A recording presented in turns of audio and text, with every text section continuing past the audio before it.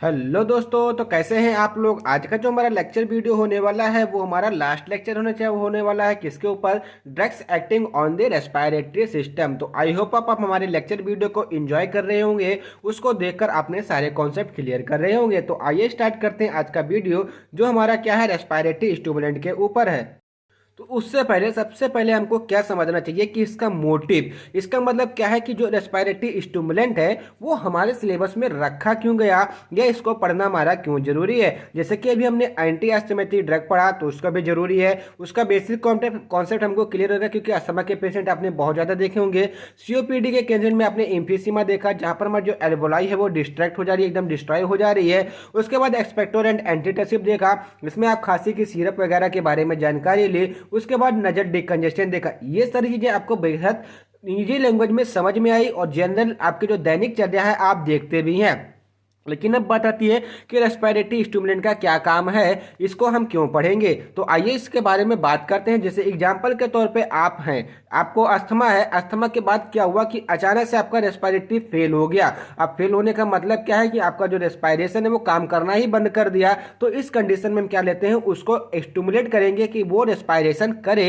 जैसे for example के तौर पर आपका हार्ट होता है, हार्ट काम करना बंद कर देता है तो क्या होता है कि उसको हार्ट अटैक या कार्डियक अरेस्ट जिस भी नाम से जानते हैं आप वो कम हो जाता है। अब उसको क्या करते हैं, हार्ट को फिर से फंक्शन में लाने के लिए उसको हम क्या करते हैं, स्टिमुलेट करते हैं। स्टिमुलेट करने का सिंपल सा मतलब है कि उसको एक्टिव करते हैं। जब इसको एक्टिव कर देंगे तो हमारा फिर से हार्ट अपना फंक्शन करने लगेगा और आपकी हो जाएगा कार्डियक अरेस्ट से बाहर आ जाएंगे। उसी प्रकार से रेस्पिरेटरी स्टिमुलेंट होते हैं। जब हमारा रेस्पिरेशन फेल हो जाता है या रेस्पिरेटरी सिस्टम फेल हो जाता है, अपना काम नहीं कर पाता है, इसका बेसिक काम क्या होता है कि ऑक्सीजन को अंदर लेना और कार्बन डाइऑक्साइड को बाहर करना। तो वही जो काम ये सही रूप से नहीं कर पाता है तो इसी को बोलते हैं रेस्पिरेटरी फेलियर। और रेस्पिरेटरी फेलियर में क्या होता है कि इसको हमको ट्रीट करने के लिए हम लेते हैं स्टिमुलेंट कैटेगरी की ड्रग, जिसको बोलते हैं रेस्पिरेटरी स्टिमुलेंट। इसको एक और नाम से जानते हैं, इसको बोलते हैं एनालेप्टिक्स रेस्पिरेटरी स्टिमुलेंट। एनालेप्टिक्स का मतलब ऐसे एजेंट जो कि सेंट्रल नर्वस सिस्टम को डायरेक्ट जाके स्टिमुलेट करते हो, उसको बोलते हैं हम एनालेप्टिक। तो सिंपल लैंग्वेज में आपको ये समझ में आ गया कि इसको हमको पढ़ना क्यों है। तो ये जो हमारी ड्रग होती है रेस्पिरेटरी स्टिमुलेंट होती है, ये एनालेप्टिक होती है, जो कि क्या करती है, सीएनएस स्टिमुलेट करती है, used to stimulate respiration and restore consciousness in infected patient. अब एग्जांपल के तौर पे मैं आपको एक एग्जांपल के तौर पे समझाता हूं तो आपको और अच्छे से समझ में आएगा। कोई पेशेंट है, पेशेंट सर्जरी के लिए गया हुआ है। अब सर्जरी में उसको क्या करें, जनरल एनेस्थेटिक ड्रग दे दी गई है। जनरल एनेस्थेटिक ड्रग के बाद उसको कुछ एडवर्स एक्शन आ गया। इसका मतलब क्या है कि वो कोमा से बाहर नहीं आ पा रहा है। तो क्या जाएगा, उसका धीरे धीरे रेस्पिरेटरी सिस्टम फेल होता जा रहा है। अब उस कंडीशन में हम क्या करेंगे, इस रेस्पिरेटरी स्टिमुलेंट का उपयोग करेंगे, उसको आईवी रूट से इंटेक कर देंगे या उसको इंटेक करवा देंगे आईवी रूट से। उसके बाद क्या हो जाएगा, इसका जो रेस्पिरेशन सिस्टम है वो स्टिमुलेट होगा by the help of this CNS stimulate या एनालेप्टिक। उसके बाद क्या हो जाएगा, उसका जो रेस्पिरेशन है वो इजीली चलने लगेगा। ये आपको समझ में आया कि नहीं आया। दूसरे बारे में बात करें तो जैसे आप कोई चीज कर रहे हैं, जैसे आपका एग्जाम आ रहा है, ठीक है, आ नहीं रहा है मतलब जैसे आपका एग्जाम है, ठीक है, एग्जाम के एक रात पहले आपने क्या किया कि जैसे आपको रेस्पिरेटरी स्टिमुलेंट टॉपिक नहीं तैयार है, बिल्कुल भी नहीं तैयार है, तो क्या हो जाए कि आपकी सांस अटकी हुई है, ठीक है, मतलब कहते ना कि आपकी सांस अटक गई है, कि आप सांस नहीं ले पा रहे हैं, मतलब इतना बिजी हो गए हैं कि आपको ये भूल भी गए। उसके बाद जब नेक्स्ट डे में आप पेपर देकर आएंगे, वहां पर देखेंगे कि रेस्पिरेटरी स्टिमुलेंट टॉपिक आ गया है, उसको आपने बहुत अच्छे तरीके से लिख लिया है। उसके बाद क्या करेंगे, आप एक लंबी गहरी सांस लेंगे ऐसे करके। तो इसको क्या बोलते हैं कि रेस्पिरेशन का फिर से रिस्टोर हो जाना, इसी को बोलते हैं रिस्टोरेशन ऑफ द रेस्पिरेशन। इसी कंडीशन को बोलते हैं रेस्पिरेटरी स्टिमुलेंट। और कहां से होता है, सीएनएस से। क्यों, क्योंकि हम एग्जाम के बारे में सोच रहे थे अपने ब्रेन से, और जब एग्जाम हो गया तब भी हम अपने ब्रेन को सिग्नल पहुंच गया कहां से, मेड्यूलर से, कि भाई मेरा एग्जाम हो गया, अब हम खुल के सांस ले सकते हैं। जैसे दम घुटने में आप समझ सकते हैं कि दम घुट रहा है तो आप रेस्पिरेटरी स्टिमुलेंट वहां पे यूज करेंगे। अब देखिए रेस्पिरेटरी स्टिमुलेंट का यूज जो होता है वो ट्रीट करने के लिए किसको, रेस्पिरेटरी फेलियर को। अब रेस्पिरेटरी फेलियर क्या होता है कि जब रेस्पिरेटरी सिस्टम का जो काम है वो खुद का काम नहीं कर पाता है। फॉर एग्जांपल के तौर पे आपका काम क्या है, पढ़ना, पढ़ने के बाद क्या है, आपको एग्जाम देना है, उसमें पास होना है। लेकिन आप जब पढ़ेंगे नहीं तो एग्जाम में क्या हो जाएंगे, फेल हो जाएंगे। तो उसी फेलियर को क्या बोलते हैं, ट्रीट रेस्पिरेटरी फेलियर। जब रेस्पिरेटरी सिस्टम आपका क्या हो जाता है, फेल हो जाता है, उसी को ट्रीट करने के लिए रेस्पिरेटरी स्टिमुलेंट का यूज करते हैं। एंड सेकंड टॉपिक क्या है, increase breathing with tidal volume. अब टाइडल वॉल्यूम क्या है, फॉर एग्जांपल के तौर पे आप कितने अमाउंट में, मतलब कितने वॉल्यूम में एयर को अंदर बाहर ले कर रहे हैं, ठीक, इसको बोलते हैं टाइडल वॉल्यूम। और ब्रीथिंग को क्या कर देगा, ये इंक्रीज कर देगा। जैसे कोमा के केसेस में आप सिंपल सा एग्जांपल लेकर समझ सकते हैं। And they stimulate respiration only in सब कंसेंट्रेटेड डोज। इसका मतलब क्या है, ऐसा नहीं कि इसको आप हाई डोज लेंगे, अगर हाई डोज लेंगे तो अदर एडवर्स एक्शन आपको हो जाएगा, जिसकी वजह से आप ये ड्रग आपकी काम नहीं करेगी। तो इसको हम केवल एक पार्टिकुलर डोज में लेते हैं, मतलब मिनिमम डोज में लेते हैं, जिससे कि इफेक्टिव हो, ठीक है। Does not but are not effective higher dose. लेकिन ये क्या है कि ये हायर डोज में इफेक्टिव नहीं हो जाएगी। अगर आप इसका हायर डोज दे देंगे तो आपको कन्वर्जन हो जाएगा। कन्वर्जन का मतलब क्या होता है, झटके मतलब एपिलेप्सी आने लगेगा, क्योंकि हमारी स्टिमुलेंट कैटेगरी की ड्रग होती है। And they are not reliable in the long term management of the respiratory insufficiency. देखिए, जैसे आप क्या करते हैं कि आपका रेस्पिरेटरी सिस्टम फेल हो गया, आप ऑक्सीजन नहीं टेक कर पा रहे, तो आपको क्या लगा देंगे, ऑक्सीजन लगा देंगे। सिंपल जो सिलेंडर वाला ऑक्सीजन होता है उसको लगा देंगे, वो लॉन्ग टर्म थेरेपी हो जाएगी। लेकिन आप इसको जो ड्रग है इसके रेस्पिरेटरी स्टिमुलेंट की, इसको लॉन्ग टर्म के लिए नहीं दे सकते। क्यों? क्योंकि अगर इसको आप लॉन्ग टर्म के लिए दे देंगे, जैसे एग्जाम्पल के तौर पर अगर आपका हार्ट बार बार फेल हो रहा है तो क्या होता है, एक समय आता है कि आप टपक जाते हैं। उसी प्रकार से आपका रेस्पिरेटरी सिस्टम भी क्या हो जाएगा, फेल हो जाएगा, मैनेजमेंट उसका बिगड़ जाएगा। और क्या जाएगा कि आपका एकदम से मतलब फिर ना वेंटिलेशन काम आएगा, ना ये रेस्पिरेटरी स्टिमुलेंट काम आएगी। इसीलिए इसको हम हायर डोज में नहीं देते हैं और ना लॉन्ग टर्म की थेरेपी के लिए इसका यूज करते हैं, ठीक है। अब इसमें जो ड्रग आती है उसमें जैसी ड्रग आती है, जैसे डॉक्साप्रेम आती है, इसकी बेहद ही पोटेंट ड्रग है।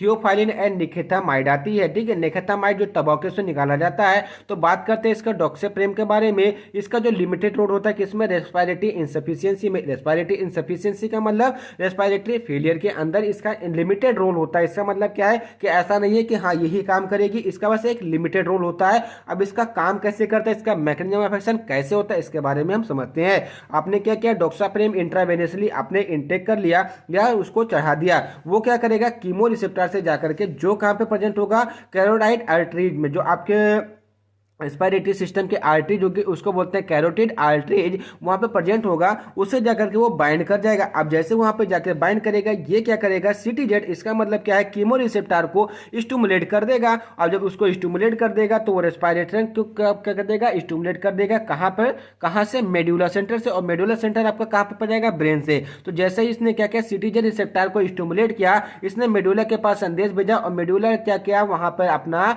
स्टिमुलेशन करवा दे। अब जब मेडुला का स्टिमुलेशन हो जाएगा तो सिंपल सा आपने कफिंग के केसेस में देखा था कि जो मेडुलर सेंटर होता है वो रिस्पांसिबल होता है रेस्पिरेटरी सिस्टम को कॉन्ट्रैक्ट करवाने के लिए, डायलेट करवाने के लिए या उसको स्टिमुलेट करवाने के लिए। और जैसे ही मेडुला ने वहां पे क्या किया, एफरेंट नर्व के द्वारा उसको संदेश दिया रेस्पिरेटरी सिस्टम को, तुरंत रेस्पिरेटरी सिस्टम में क्या हो जाएगा, उसकी जो रेट होगी वो बढ़ जाएगी। और रेस्पिरेशन आपका डेप्थ का मतलब